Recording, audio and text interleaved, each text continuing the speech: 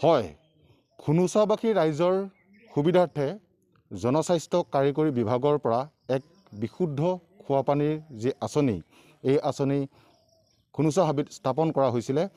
কিন্তু এই স্থাপন কৰাৰ পিছত যি নিৰ্মাণ কাৰ্য, এই নিৰ্মাণ কাৰ্য অতি নিম্ন মানদণ্ডৰ হোৱাত ইতিমধ্যে পৰিলক্ষিত হৈছে। যিহেতু এতিয়া এই যি পানী যোগান আঁচনিটোৰ যি ভিতৰলৈ সোমাই অহা যিটো পথ আছে, মই ভিডিঅ' এজেঞ্চক মই দেখাবলৈ অনুৰোধ কৰিছোঁ। এনেদৰে যি পথটো ইতিমধ্যে জহি খহি গৈছে, ইতিমধ্যে ফাট মেলা পৰিলক্ষিত হৈছে। এনেদৰে এতিয়া ইয়াৰ যি পানী যোগান আঁচনিৰ গৃহই হওক বা ইয়াৰ যি দেৱালয় হওক, এইসমূহতো ফাট মেলা পৰিলক্ষিত হৈছে। মই এগৰাকী ইয়াৰে স্থানীয় লোক আছে, মই স্থানীয় লোকৰ পৰা জানিব বিচাৰিম কি ক'ব, যিহেতু এই যি পানী যোগান আঁচনিটো ইয়াত স্থাপন হৈছিলে, কি ক'ব? আমি নথৈ আনন্দিত যে আমাৰ এই ঘুনুচাহাবি ৰেভিনিউ ভিলেজৰ কাৰণে এই বিশুদ্ধ খোৱা পানীৰ আঁচনি আমাৰ জনস্বাস্থ্য কাৰিকৰী বিভাগৰ পৰা দিছে। আমি তাৰ বাবে আনন্দিত আৰু আমি চৰকাৰক ধন্যবাদ জনাইছোঁ। কিন্তু আঁচনিটো যি নিৰ্মাণ কাৰ্য, এই নিৰ্মাণ কাৰ্যতহে আমি হতভম্ব হৈছোঁ। এই নিৰ্মাণ কাৰ্য অতি নিম্ন মানদণ্ডৰ হৈছে। আপোনালোকে চাওক, ইয়াতে যিখিনি নিৰ্মাণ কাৰ্য কৰিছে, এই ইয়ালৈ সোমাই অহা যিটো নেকি ফুটপাথ, এই ফুটপাথটো ভাঙি গৈছে। আজি মানে নিৰ্মাণ কাৰ্য সম্পূৰ্ণ হোৱা 6 মাহমানেই হৈছে, কিন্তু সেইটো ভাঙি গৈছে। আৰু ইয়াৰে উঠি যোৱা, ইয়াতে ৰিজাৰ্ভাৰলৈ উঠি যোৱা যিটো চিৰি আছে, এই চিৰিটো কেইবাবাৰ ভাঙি গৈছে। ভাঙি যোৱাৰ পিছত তেওঁলোকে আকৌ পুনৰ বনাইছে। এইটোও কিন্তু আমাৰ সন্দেহ আছে যে এইটো মানে সম্পূৰ্ণ ভালকৈ হোৱা নাই, যিকোনো মুহূৰ্তত ভাঙি যাব পাৰিব। আমাৰ ৰিজাৰ্ভাৰৰ চাৰিওফালে যিটো ৱাল আছে বা দিছে, প্লেটফৰ্ম দিছে, এই গোটেইবিলাক ভাঙি জহি খহি গৈছেগৈ। আৰু ওপৰতে আমাৰ ৰেলিঙৰ যিবিলাক কাম কাৰ্য হৈছে, গোটেইখিনি নিম্ন মানদণ্ডৰ হৈছে। এই স্লাব দিছে, স্লাববিলাকো নিম্ন মানদণ্ডৰ হৈছে। আৰু এই ৰিজাৰ্ভাৰৰ যিটো স্লাব সেইটো ফাটি গৈছে, তাত ঝালাই দিয়া আছে। এতিয়া তেওঁলোকে ঝালাই কৰি দিছে। গতিকে যিকোনো মুহূৰ্ততে ইয়াতে যিহেতু পানী থাকিব, আৰু পানীৰ যিটো নেকি ফ'ৰ্চ, এই ফ'ৰ্চত এইটো ভাঙি যাব পাৰে, সন্দেহ আছে। গতিকে এই ক্ষেত্ৰত আমি আমাৰ বিভাগীয় কৰ্তৃপক্ষক কথাটো অৱগত কৰালোঁ।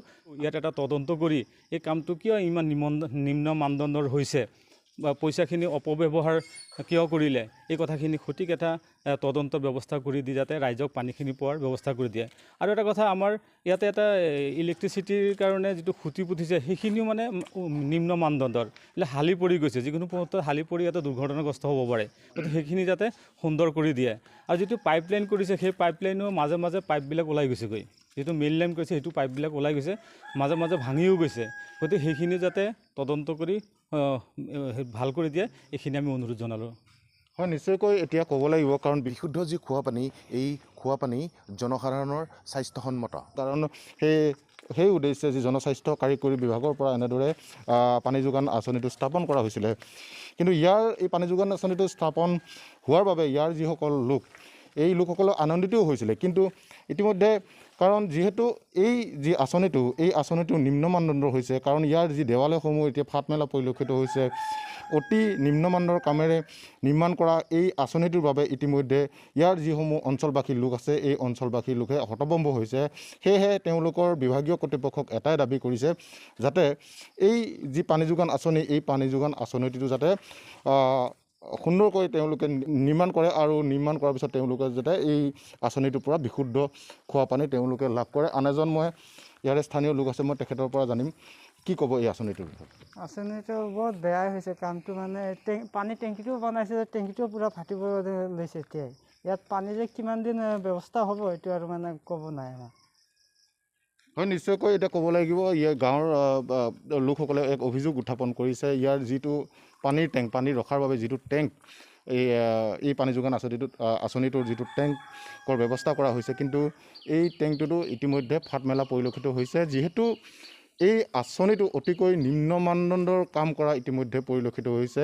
সেয়েহে বিভাগীয় কৰ্তৃপক্ষত এই স্থানীয় ৰাইজৰ এটাই দাবী, যাতে এই পানী যোগান আঁচনিটো সুন্দৰকৈ নিৰ্মাণ কৰি এই যিসকল ইয়াৰ স্থানীয় লোক আছে, এই লোকসকলৰ বাবে যাতে এক সুবিধা কৰি দিয়ে, তাৰ বাবে তেওঁলোকে এক দাবী উত্থাপন কৰিছে।